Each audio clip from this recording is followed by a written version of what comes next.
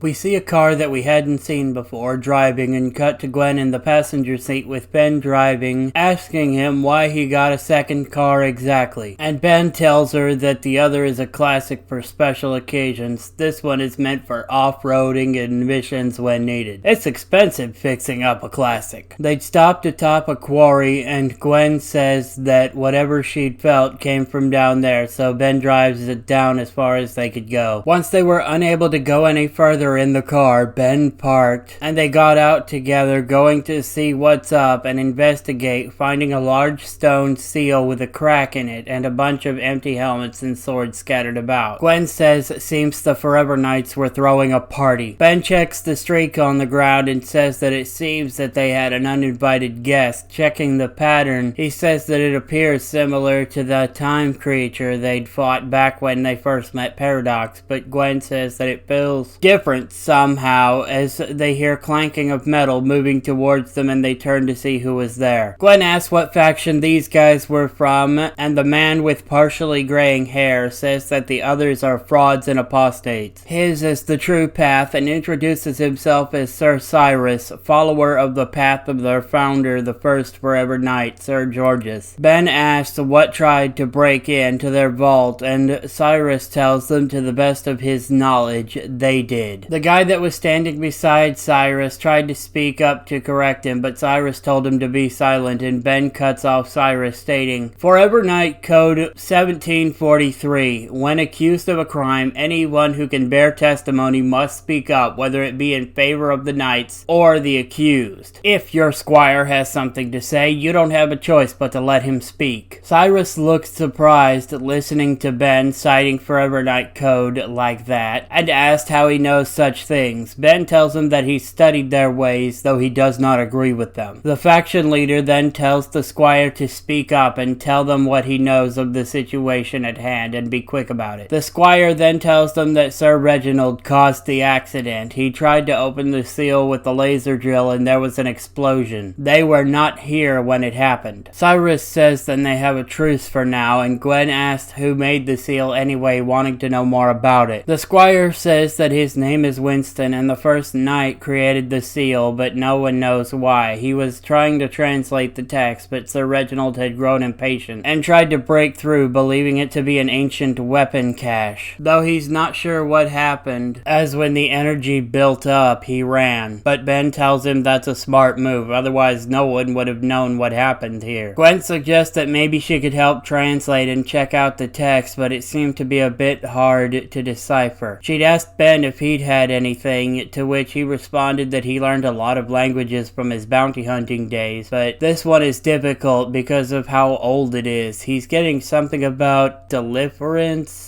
and a heart, but that's about it, sadly. One of Cyrus's men whispers something, and he says that there was tales of a blinding light causing people to go missing, and Ben says that they'll need to take care of that first, then deal with whatever's caused the other knights to go missing, and that they may be one and the same. Cyrus agrees, saying that they would all go together. They let the knights take the lead while Ben is driving with Gwen in the passenger seat, and she asks just how much Ben knows about the Forever Knights. So he responds most of the stuff they keep secret so that outsiders are kept in the dark of their true motives, but he does know about their judicial system at the very least before they noticed that they had stopped. Ben pulls over and asks what's up, and the knights say that their instruments have picked up something, and he says that his Ultimatrix isn't interested. Give them just a sec to change. That's a dead-end street. Cyrus asked what he meant by change, and Ben says that the knights aren't the only ones with armor. Cyrus tells them that they have 5 minutes, after which they go in, with or without them. Thankfully, they changed very quickly, with Ben in his custom armor and Gwen in a set of form-fitting but not really revealing armor. Unlike Ben, her armor was not custom created by the Tetraman Forge Master, and she has yet to meet them. They all go in at the ready and see a strange creature with with head appendages attached to a cop that was on the ground unconscious, feeding upon them. The knights were about to attack the creature, but Ben disarms them fast, with Gwen running to take down the creature. It fired a beam at her, but she put up a magic shield to protect herself from it and called out a spell, throwing fire at the creature's face. Gwen tries to get the cop free, but they looked at her with every part of their eyes being a different shade of green, regardless of what they were meant to be originally, and grabs her, calling her a fresh mind for the feast, as the creature then sprouted more appendages and tried to attach itself to the side of Gwen's head. The creature tried to feed upon Gwen, but because of her armored helmet, it was unable to connect, and so she was able to fight it off, blasting it again with fire as it ran away, grabbing Winston in the process. Cyrus blames them for this, but Ben says not to worry, his bag is still here while lifting it up. Either Gwen could magically track him, or he could track him by the scent with one of his transformations. The creature ran fast to get away, and Gwen tries to track them with her magic, but looked like she was in pain before falling from feeling faint. Ben asks if she's alright, and she says whatever that thing is, it's interfering with her magic tracking him. Nodding, Ben changed into Lycanthrawler and sniffs the bag before telling them he's got the scent and to follow him, tossing Gwen the keys to the car as the knights follow on their hover bikes. The knights blast open the fence and they all run in and peek through the window to see what's going on exactly. They see two of the missing knights, one of the missing persons, and Squire Winston all being fed upon by the creature, and Cyrus calls out for the knights too, but Ben cuts them off, telling them he's got a better option, and quietly cuts out the glass with his claw before pulling it out and setting it down outside without breaking, telling them element of surprise, fire when ready. The knights fire on the creature, having an easy shot with all the people being on the other side of them, and Ben opens up his snout, letting out a sonic howl, blasting back the people under the creature's control and getting them out of the way without hurting them, as Gwen casts a wind spell, making the creature float up into the air where the knights were able to continue blasting at it. Gwen tells them she should be able to send it back to where it came from and says that she needs a hole, one that's nice and deep. Ben begins digging as the knights use their blasters to help deepen the hole, and once deep enough, Ben used his sonic howl to get out and Gwen drops the creature inside. She summoned one of her spell books and made it open to a page before calling out something and making a seal similar to the one on the wall appear and slammed it on top of the hole. Cyrus asked what she'd done, and Gwen tells them that she sent the creature back where it came from. Winston says that the creature called itself the Lucubra. He could feel its thoughts while it was feeding upon his mind. The leader of the knights tells them that for now their truth remains, however that may not be the case the next time they see one another as they leave.